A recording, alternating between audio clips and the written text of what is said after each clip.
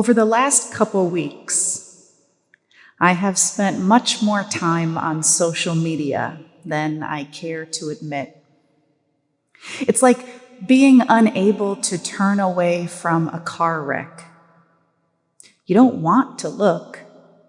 You really don't want to look, but for some reason, you just keep looking back to see the damage. In the months leading up to the US presidential election and in these weeks that have followed, there has been so much tension that you can cut it with a knife. Every election by nature highlights that a country is divided, whether it be by political ideology or social morals, but the echo chamber that is social media has escalated this division to a whole new level. As I scroll through my feed, I see Democrats calling out Republicans and Republicans calling out Democrats and a good chunk of people just calling out everybody. Now, don't get me wrong. Jesus did some calling out himself. But much of what I've seen has been anything but Christ-like. The language and the vitriol has been toxic, aggressive, and disheartening. And there's a lot of fear about how to heal a nation plagued by this epidemic of division. While I'm generally quick to skip over scripture passages with apocalyptic language, feeling a bit too far away from my daily reality, my jaw dropped when I read this gospel passage for the 33rd week of ordinary time. Our gospel doesn't feel like a text written so long ago. The community of Mark writes, "But in those days, after that time of distress, the sun will be darkened, the moon will lose its brightness, the stars will fall from the sky, and the powers in the heavens will be shaken." Now, these days, our sun isn't literally eclipsed. The moon hasn't grown dim, and the stars seem to be right where they're supposed to be.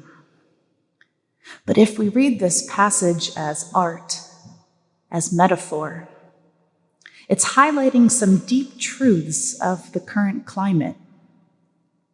In many corners of these United States, compassion has been darkened. Kindness has lost its brightness. Empathy has fallen to the wayside. And who we are meant to be in community has been shaken off of its axis. It's easy to feel like the end times aren't so far away. It's nothing short of miraculous, then, that Jesus tells us it is exactly when we feel this despair and this sense of foreboding that the promised one is near. In fact, the gospel says the promised one is right at our door. Now, I know that historically this passage has been interpreted eschatologically, to speak of the end of the world and the second coming of Christ. But what if it was never meant to predict the eschaton?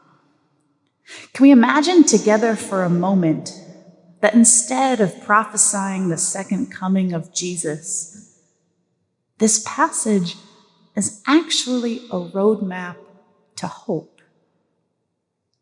Maybe Jesus is reminding us of something that we need to hear when we're at our lowest, when we feel the most despair, the most fear, the most anxiety.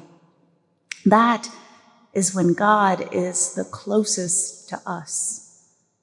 That is when we're the least alone. That is when the promised one is right at our door.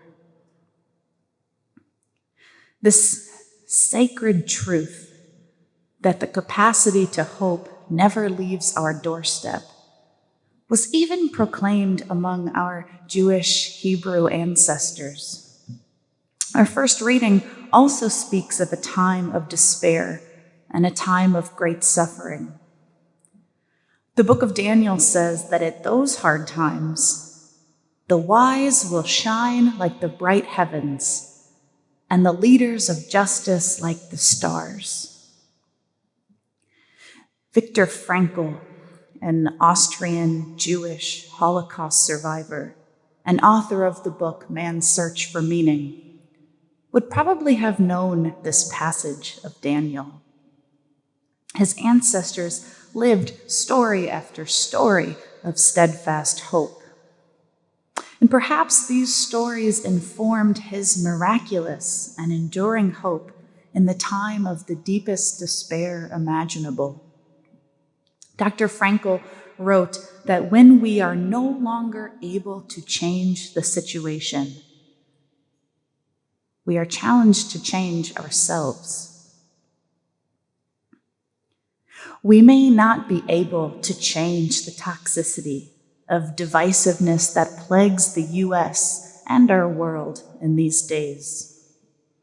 Sometimes it feels like the very air we breathe, and it's easy to feel small in the face of that abyss. But what we can do is know that hope is waiting for us at our doorstep. We can let hope in, and we can be the most hospitable of hosts.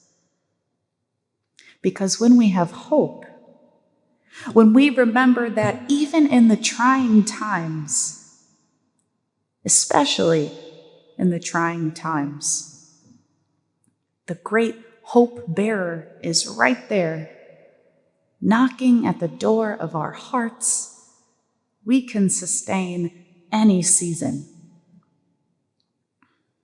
So take heart, take hope, and open up your door.